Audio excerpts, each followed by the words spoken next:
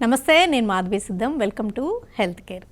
కొన్ని ఆరోగ్య సమస్యలు ఇంటర్నల్ ఆర్గాన్స్ని కూడా స్లోగా డ్యామేజ్ చేస్తుంటాయి. వాటిలో ముఖ్యంగా ఆటోఇమ్యూన్ డిజార్డర్స్. అలాగే సోరియాసిస్ అనే సమస్య చర్మానికి సంబంధించిందే అనుకుంటూ ఉంటారు, కానీ సోరియాటిక్ ఆర్థరైటిస్ అనే కండిషన్ కూడా ఉంటుంది. మరి ఈ సమస్య తీవ్రంగా ఉన్నప్పుడే ఉంటుందా, దీర్ఘకాలికంగా సోరియాసిస్ ఉన్న వాళ్ళలోనే తలెత్తుతుందా, లక్షణాలు ఎలా ఉంటాయి, మరి ట్రీట్మెంట్ ఆప్షన్స్ ఎలా ఉంటాయి, నిర్ధారించే పరీక్షలు ఏంటి, మరి సోరియాసిస్ ఉన్న వాళ్ళు ఎలాంటి జాగ్రత్తలు తీసుకోవాలి, ఈ వివరాలన్నీ అందించడానికి financial district Apollo hospitals senior rheumatologist doctor Sunitha Kaidi మనతో ఉన్నారు. ఆమెను అడిగి మరిన్ని విషయాలు తెలుసుకుందాం. నమస్తే ma'am, welcome to the show. నమస్తే అండి. సోరియాసిస్ అనేది ఒక మొండి చర్మ సంబంధ సమస్య కదండి. ఆ సమస్య ఉన్న వాళ్ళకి ఇంకా ఇంటర్నల్ ఆర్గాన్స్ కూడా ఎఫెక్ట్ అవుతూ ఉంటాయా? ఇంటర్నల్ ఆర్గన్స్ అంటే ముఖ్యంగా కీళ్ళు అది ఎఫెక్ట్ అవుతూ ఉంటాయండి. దాన్నే మనం సోరియాటిక్ ఆర్థరైటిస్ అని అంటూ ఉంటాము. కీళ్ళే కాకుండా అంటే ఇప్పుడు మనం రొమటాయిడ్ ఆర్థరైటిస్ అట్లాంటి కీళ్ళ వ్యాధుల్ని కనుక చూసుకున్నట్టయితే దాంట్లో ముఖ్యంగా కీళ్ళు అనేటువంటి ఎఫెక్ట్ అవుతాయి. ఇందులో కీళ్ళు కాకుండా కీళ్ళకి చుట్టూతా ఉన్నటువంటి స్ట్రక్చర్స్ ఆర్గన్స్ కూడా ఎఫెక్ట్ అవుతూ ఉంటాయి. వాటిని మనం ఎంథసిస్ అంటాము, డాక్టిలైటిస్ అంటాం. అంటే మనకి కండరం చివరి భాగంలో ముఖ్యంగా కండరం చివరి భాగాన్ని మనం టెండన్ అంటాం అనమాట. ఈ టెండన్ అనేటువంటిది బోన్కి అటాచ్ అయ్యే పార్ట్ని ఎంథసిస్ అంటారు. సో ఈ పార్ట్ కూడా ఇన్ఫ్లేమ్డ్ అవుతుంది ఈ సోరియాటిక్ ఆర్థరైటిస్ అనే దాంట్లో. సో వీళ్ళలో ముఖ్యంగా ఏంటంటే ఇప్పుడు స్కిన్ సోరియాసిస్ అంటే కేవలం సోరియాసిస్తో బాధపడుతున్న వాళ్ళకి పాదం నొప్పి వస్తూ ఉంటుంది. దాన్ని మనం ప్లాంటర్ ఫిషైటిస్ అని అంటూ ఉంటాం. లేదంటే మడిమ వెనక భాగంలో నొప్పి, గుర్రం మూతి అంటూ ఉంటారు. అంటే ఎకిలిస్ ఎంథిసైటిస్ అంటారు ఇంగ్లీష్లో. సో ఇలాంటి ప్రాబ్లమ్స్ కూడా రావచ్చు. వీటన్నిటిని కలెక్టివ్గా మనం ఎంథిసైటిస్ అంటుంటాం. ఇలా కాకుండా డాక్టిలైటిస్ అని ఇంకొక ప్రాబ్లమ్స్ ఉంటాయి. ఇందాక చెప్పినట్టు టెండన్స్ అనేటువంటివి మనకి వేళ్ళల్లో అంటే కాలి వేళ్ళల్లో తర్వాత చేతుల వేళ్ళల్లో కూడా ఉంటాయి. అలాంటప్పుడు ఏమవుతుందంటే ఈ టెండన్ మొత్తం వాసినప్పుడు సోరియాటిక్ ఆర్థరైటిస్ వల్ల ఇది మొత్తం వాపు రావచ్చు. దాన్ని డాక్టిలైటిస్ అంటారు. ఇవే కాకుండా సోరియాసిస్లో చర్మంతో పాటు అంటే ఇందాక చెప్పినటువంటి కీళ్ళు, ఎంథసిస్ అంటే టెండన్స్ ఇన్వాల్వ్ అవడంతో పాటు మనకి నెయిల్స్ కూడా ఇన్వాల్వ్ అవుతాయి. అంటే గోల్డ్ ఇన్వాల్వ్ అవుతుంటాయి. తర్వాత కీళ్ళల్లో అంటే కేవలం చేతివేళ్ళు, కాళ్ళు, మణికట్టు, మోకాళ్ళు, మడిమలి ఇవన్నీ సాధారణంగా ఇన్వాల్వ్ అవుతూ ఉంటాయి. కంపేర్ టు రొమటాయిడ్ ఆర్థరైటిస్ అంటే ఒకవేళ రొమటాయిడ్ ఆర్థరైటిస్తో దీన్ని కనుక మనం చూస్తే దీంట్లో స్పైన్ కూడా ఇన్వాల్వ్ అవుతూ ఉంటుంది. ముఖ్యంగా నడుము నొప్పి అంటే వెన్ను నొప్పి, నడుము కింది భాగంలో నొప్పితో బాధపడుతూ ఉంటారు. అయితే మనం ఈ సోరియాసిస్ ఉన్న వాళ్ళల్లో నార్మల్గా బ్యాక్ పెయిన్ అది వస్తూ ఉంటే మనం నార్మల్గా ఇగ్నోర్ చేస్తూ ఉంటాం. అంటే ఏమైనా ఎక్కువగా స్ట్రెయిన్ అయ్యామా లేకపోతే because of our sitting position వలన అని అనుకుంటూ ఉంటాము. కానీ ఎవరికైతే ఉదయం లేవగానే ఎక్కువగా నడుములో నొప్పి ఉంది, తర్వాత రాత్రిపూట అటు నుంచి ఇటు తిరగటం, బెడ్ మీద తిరగటంలో ఇబ్బంది ఇలాంటివన్నీ ఉంటున్నాయి అంటే అప్పుడు మనం సోరియాటిక్ ఆర్థరైటిస్లో ఏమన్నా స్పైన్ ఇన్వాల్వ్ అయిందా అనేది చూస్తూ ఉంటాం. ఇవే కాకుండా సోరియాసిస్లో ముఖ్యంగా ఏంటంటే ఇంటర్నల్ ఆర్గాన్స్, మీరు అడిగినట్టుగా ఇంటర్నల్ ఆర్గాన్స్ కూడా ఎఫెక్ట్ అయ్యే ఛాన్సెస్ ఉంటాయి. అంటే సోరియాసిస్ లేదా సోరియాటిక్ ఆర్థరైటిస్ ఉన్న వాళ్ళకి అంటే ఆ ఇన్ఫ్లమేషన్ని మనం కరెక్ట్గా కనుక నియంత్రణలో చేయనప్పుడు లాంగ్ టర్మ్గా వాళ్ళకి మెటబాలిక్ సిండ్రోమ్ అని మీరు వినే ఉంటారు. అంటే మెటబాలిక్ సిండ్రోమ్ అంటే వీళ్ళలో ముఖ్యంగా గుండె మరియు గుండెకి సంబంధించినటువంటి ప్రాబ్లమ్స్ వచ్చే ఛాన్సెస్ ఎక్కువగా ఉంటాయి. అంటే వీళ్ళలో అధిక బరువు ఉండటం కానీ, బీపీ ఉండటం కానీ, షుగర్ ఉండటము, హై కొలెస్ట్రాల్ అంటే హై ఎల్డిఎల్ కొలెస్ట్రాల్, తక్కువగా హెచ్డిఎల్ కొలెస్ట్రాల్, వీటిలో ఒక 3 కనుక ఉంటే దాన్ని మెటబాలిక్ సిండ్రోమ్ అంటాం. ఇలాంటి వాళ్ళకి ఇన్ జనరల్ కార్డియోవాస్కులర్ రిస్క్ అంటే గుండెకి సంబంధించినటువంటి లక్షణాలు, వ్యాధులు వచ్చే ఛాన్సెస్ ఎక్కువగా ఉంటాయి. సో ఈ మెటబాలిక్ సిండ్రోమ్ వచ్చేటువంటి ఏవైతే రిస్క్ ఉంటుందో అది సోరియాటిక్ ఆర్థరైటిస్ వాళ్ళకి నార్మల్ పాపులేషన్ కంటే కాస్త ఎక్కువగా ఉంటుంది. సోరియాసిస్లో కూడా డిఫరెంట్ టైప్స్ ఉంటూ ఉంటాయి కదండి. కొంతమందికి ఒళ్ళంతా, కొంతమందికి ఓన్లీ తలలోనే, లేదా కొంతమంది ఓన్లీ ఫింగర్స్, నెయిల్స్లోనే. అంటే ఏ టైప్ అయినా ఇలాంటి రిస్క్ ఉంటుందా? ఆర్థరైటిస్ రిస్క్ అంటారా? సోరియాసిస్లో మీరు చెప్పినట్టు అదే తలలో అంటే అది ఏ రకమైన భాగాన్ని ఎఫెక్ట్ అవుతుంది బాడీలో అనే దాన్ని బట్టి ఉంటుంది. అదే కాకుండా ఎలా ఉంటుంది అనే దాన్ని బట్టి కూడా చాలా టైప్స్ ఉంటాయి అన్నమాట. దాన్ని అంటే ముఖ్యంగా డర్మటాలజిస్ట్ దగ్గరికి వెళ్తూ ఉంటారు. లైక్ ప్లాక్ సోరియాసిస్ అంటారు. నార్మల్గా సోరియాసిస్ ఎలా ఉంటుంది అని అంటే ఓవల్ షేప్లో మచ్చలు ఉంటాయి అన్నమాట. ముఖ్యంగా గులాబీ రంగులో, పింక్ కలర్లో మచ్చలు ఉంటాయి. ఎడ్జెస్ అనేటువంటి చాలా ప్రామినెంట్గా ఉంటాయి అన్నమాట. తర్వాత దానిపైన కొంచెం స్కేలీనెస్ ఉంటుంది, అంటే పొట్టి పొట్టిగా స్కిన్ ఊడిపోయినట్టుగా ఉంటుంది. ఇలా పెద్దగా ఉండే వాటిని ప్లాక్ సోరియాసిస్ అంటారు. ఇది మనం సాధారణంగా చూస్తాం. ఇలా కాకుండా కొంచెం బటన్ లాగా ఉంటుంది, బటన్ లాంటి లీజన్స్ అంటే లైక్ వాటర్ డ్రాప్ లాంటి లీజన్స్ ఉంటాయి, వాటిని గట్టేట్ సోరియాసిస్ అంటారు. కొంతమందికి కేవలం స్కాల్ప్లో మాత్రమే ఉంటుంది, దాన్ని స్కాల్ప్ సోరియాసిస్ అంటారు. ఇంకా కొంతమందికి పాదాల్లో అండ్ అరిచేతుల్లో ఉంటుందన్నమాట, వాటిని పామా ప్లాంటర్ సోరియాసిస్ అంటారు. ఇవి కాకుండా వేరే డిఫరెంట్ టైప్స్ ఉంటాయి, కానీ అవి చాలా రేర్గా ఉంటాయి. అయితే ఇందులో ఎవరికైతే స్కాల్ప్ సోరియాసిస్ ఉంటుందో, అంటే ఓన్లీ తలలో చుండ్రు మాదిరి పచ్చిలుగా ఓడిపోతూ ఉంటుంది, వాళ్ళలో సోరియాటిక్ ఆర్థరైటిస్ వచ్చే ఛాన్సెస్ ఎక్కువగా ఉంటాయి. అవే కాకుండా ఎవరికైతే ఎక్కువ సోరియాసిస్ ఉంది, అంటే బాడీలో ఎక్కువ శాతం సోరియాసిస్ ఎవరికైతే ఇన్వాల్వ్ అయిందో వాళ్ళలో కూడా సోరియాటిక్ ఆర్థరైటిస్ వచ్చే ఛాన్సెస్ ఉంటాయి. అవే కాకుండా ముఖ్యంగా ఏంటంటే కొన్ని హిడెన్ ఏరియాస్ అని ఉంటాయి, అంటే నార్మల్గా బొడ్డు చుట్టూతా ఉండే ఏరియాస్ కానీ, లేదనంటే మలద్వారం దగ్గర పెరియానల్ ఏరియాస్ అంటారు, వాళ్ళలో ఎక్కువగా వచ్చే ఛాన్సెస్ ఉంటుంది సోరియాటిక్ ఆర్థరైటిస్. అదే కాకుండా ముఖ్యంగా ఏమంటారు, చిన్న వయసులో ఎవరికైతే సోరియాసిస్ వస్తుందో, అంటే చాలా కాలం నుంచి సోరియాసిస్ ఉంది, మనం దాన్ని కంట్రోల్ చేయట్లేదు అన్న పక్షంలో వాళ్ళకు కూడా వస్తుంది. ఇంకా ముఖ్యంగా ఏంటంటే నెయిల్స్లో నార్మల్గా మనం రుమటాయిడ్ ఆర్థరైటిస్ కానీ వేరే రకమైనటువంటి కీళ్ళ వ్యాధుల్లో అన్ని జాయింట్స్ ఎఫెక్ట్ అవ్వడం చూస్తూ ఉంటాం. అంటే ఈ జాయింట్ కానీ ముఖ్యంగా చేతి వేళ్ళల్లో మధ్య వేలు కానీ, లేకపోతే వేళ్ళకి తర్వాత చేతికి మధ్యలో కనెక్ట్ వేళ్ళు, ఈ వేళ్ళు కానీ చూస్తూ ఉంటాం.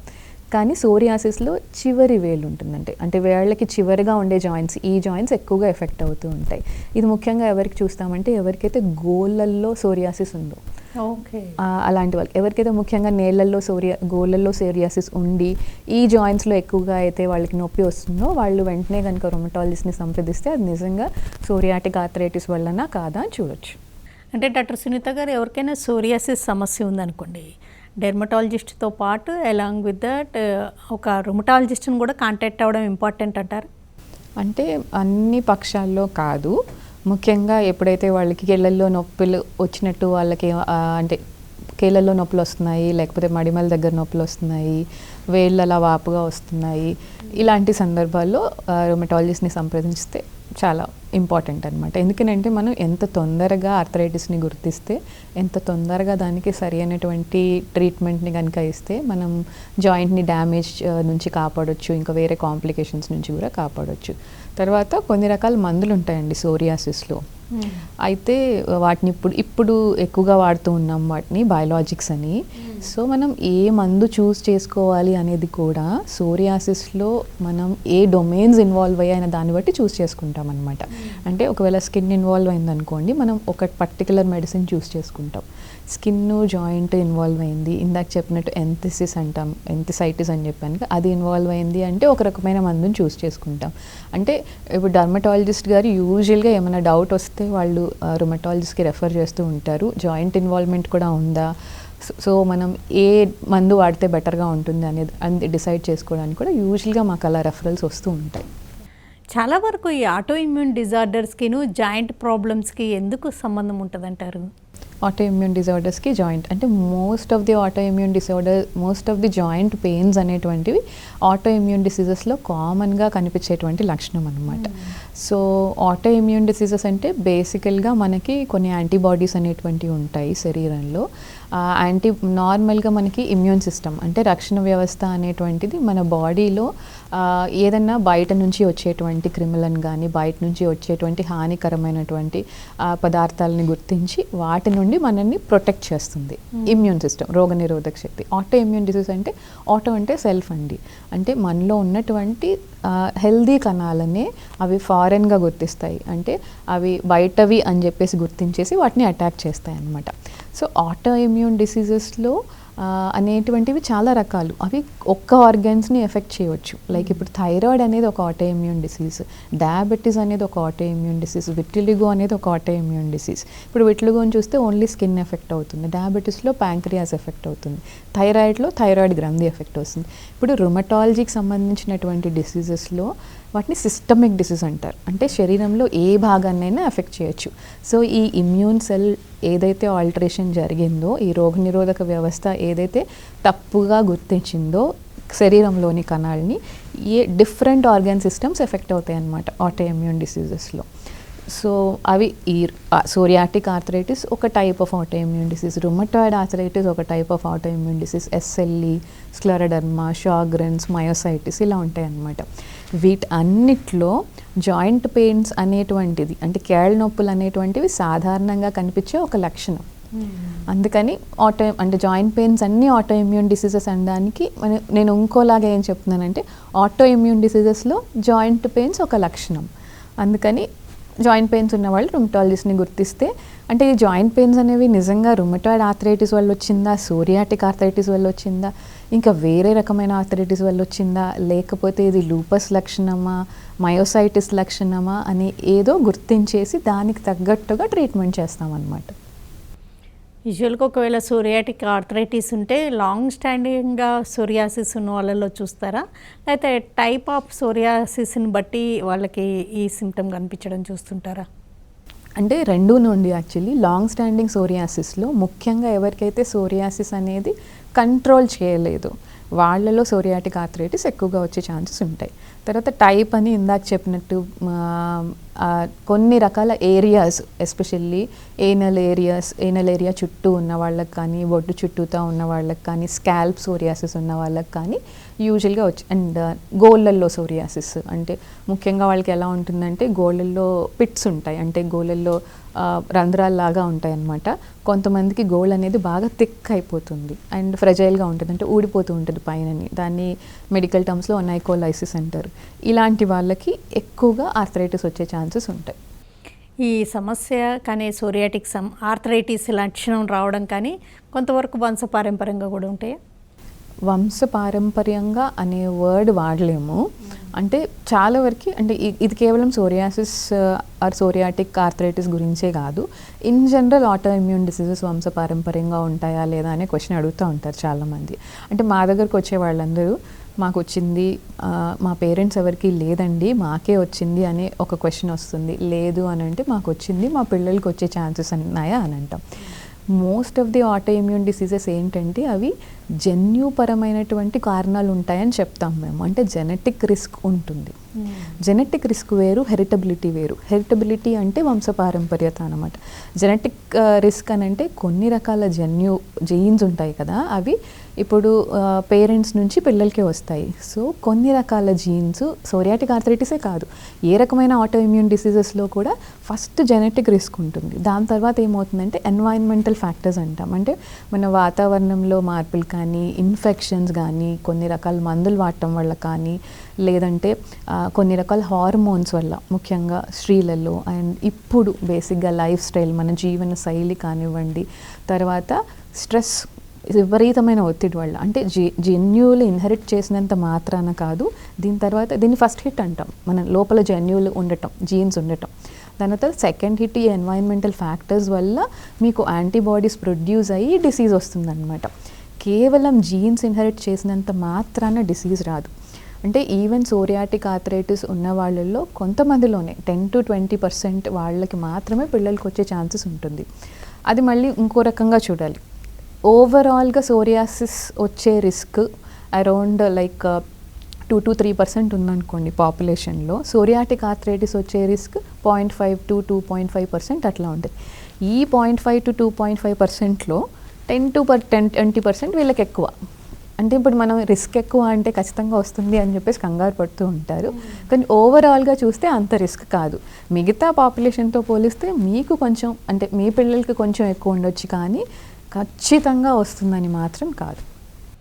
సోరియాసిస్ సమస్యను గుర్తించిన వెంటనే బాగా కంట్రోల్గా పెట్టడం, మంచిగా మేనేజ్ చేయడం, మంచి మెడిసిన్స్ అంటే ఎఫెక్టివ్ మెడిసిన్స్ వాడడం వల్ల ఇలాంటి సైడ్ ఎఫెక్ట్స్కి లేకపోతే సోరియాటిక్ ఆర్థరైటిస్ లాంటి వాటికి గురి కాకుండా కాపాడుకోవచ్చా? కొంతవరకు. అంటే ఇప్పుడు కంప్లీట్గా సోరియాసిస్ ఉన్న వాళ్ళకి మనం కంప్లీట్గా వాళ్ళని కరెక్ట్గా టైంలో చికిత్స ఇచ్చేస్తే సోరియాటిక్ ఆర్థరైటిస్ రాదు అని ఖచ్చితంగా చెప్పలేము.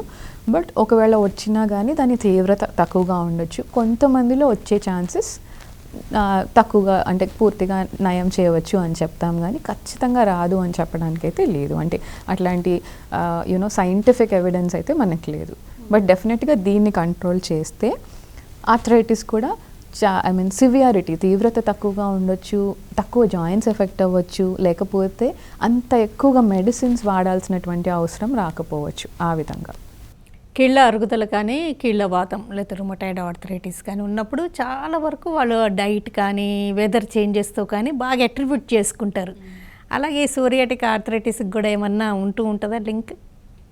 వెదర్ చేంజెస్ అని అంటే డెఫినెట్గా సోరియాటిక్ ఆర్థరైటిసే కాదు, రుమటాయిడ్ ఆర్థరైటిస్ అయినా ఏ రకమైన ఇన్ఫ్లమేటరీ ఆర్థరైటిస్ అంటాం.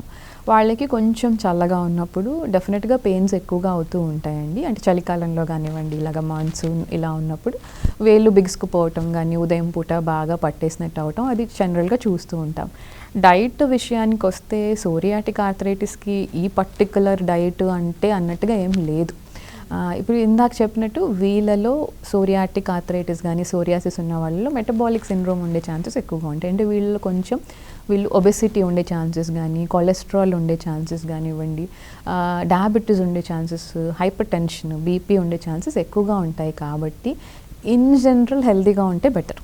అంటే మీరు వెయిట్ ఎక్కువగా ఉంటే వెయిట్ రిడక్షన్లో ముఖ్యంగా ఎక్కువగా ప్రాధాన్యత ఇవ్వాలి. అంటే వాకింగ్ చేయండి, హెల్దీ ఫుడ్ తినండి, అలాంటివి చేయాలి. ఎందుకంటే ఇప్పుడు మీరు నార్మల్గా ఎక్కువగా వెయిట్ ఉన్న వాళ్ళకి కూడా మెకానికల్ పెయిన్స్ ఉంటాయి కదా, మోకాలు నొప్పులు వస్తాయి, వాళ్ళకి యాంకిల్ పెయిన్స్ అవి వస్తుంటాయి. మీరు వెయిట్ పెరగటం వల్ల ఒకటి ఈ మెకానికల్ స్ట్రెస్ తగ్గుతుంది, రెండోది వెయిట్ ఉండటం కూడా ఒక రకమైన ఇన్ఫ్లమేటరీ స్టేట్. మీరు వెయిట్ తగ్గితే ఈవెన్ ద ఇన్ఫ్లమేషన్ కూడా తగ్గిపోతుంది.